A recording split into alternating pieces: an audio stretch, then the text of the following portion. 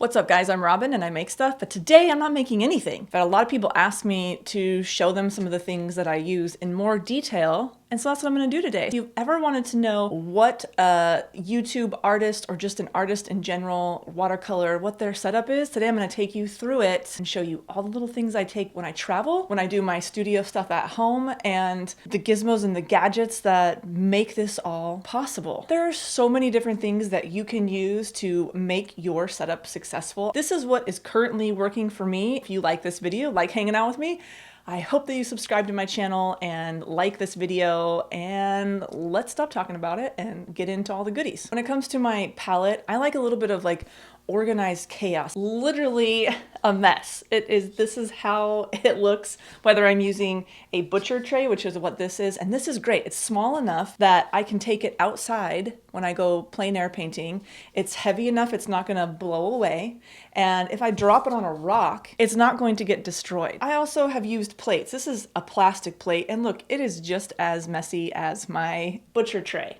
It looks the exact same. This is plastic, it's lightweight, it's great for throwing around, throwing out. I don't love working with plastic. It is a little bit different in how the paint moves around on it. I use these also for sip and paint classes that I teach.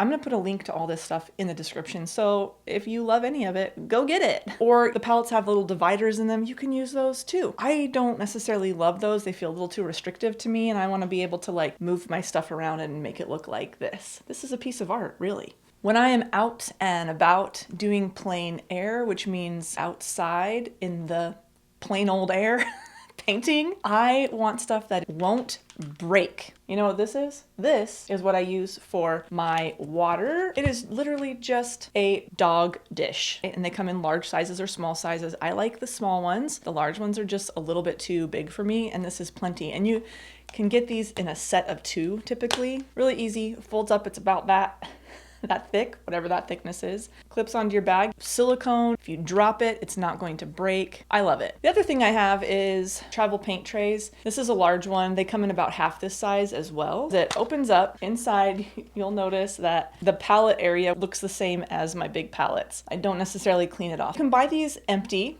brand new, with just the little pans. These little rectangular things are called pans. These are full pans, and then there's half pans, which are squares, and they're half the size of this. This came totally empty, and I used tube paint and squirted my paint into the pans so that I use the colors that I'm used to using and know how they work. Folds right up like this, and I keep this in my bag kind of all the time, and it comes in handy in a pinch. This cool little travel bag that I found in an art store here locally, art toolkit. Inside it has, you know, some sleeves, some pouches. It came with this little water spritzer so you can activate your paint. A friend of mine gave me this tiny little watercolor book, watercolor palette kit. It's magnetic, so it's magnetized together. It comes apart like this. I have put all the paints that I like in there, and then on this side is your mixing pan.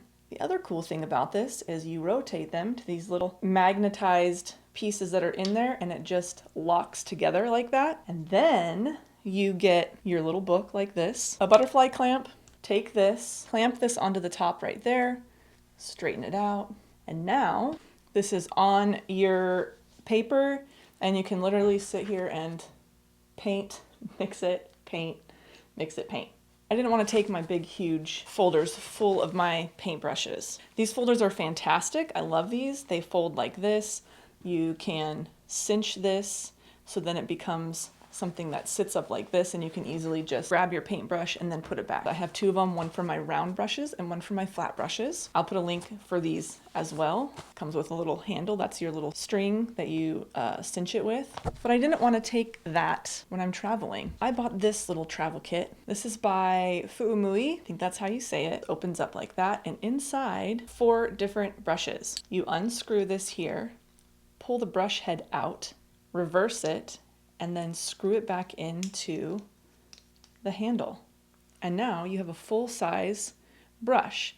These are not the highest quality brushes, but if I'm out doing something with this, it's really just a study. It's just for fun. It should be quick and simple. So we have these 4 brushes, full-size length, which makes it really nice, but again, not the nicest quality, but it's really compact. You can fit these brushes, this book, and this little palette in this little pack right here. I've taken this, clamped it on to this here. Now I've got my whole thing ready to go and paint when I am ready to paint. I can do it. My Hanomule book for doing quick little studies. It's a really fun little way to like tell your story and your journey of painting. Let's talk about the space where I paint. Sound is really important, especially when you're doing kind of a talking head style video. I have this microphone set. It's worked really well. This was a little more expensive, but totally worth it. Transmitter and then 2 separate microphones. It comes with these little plug-in adapters, so you can plug it into your iPhone, you can plug it into all sorts of other things, your laptop, a little fluff head,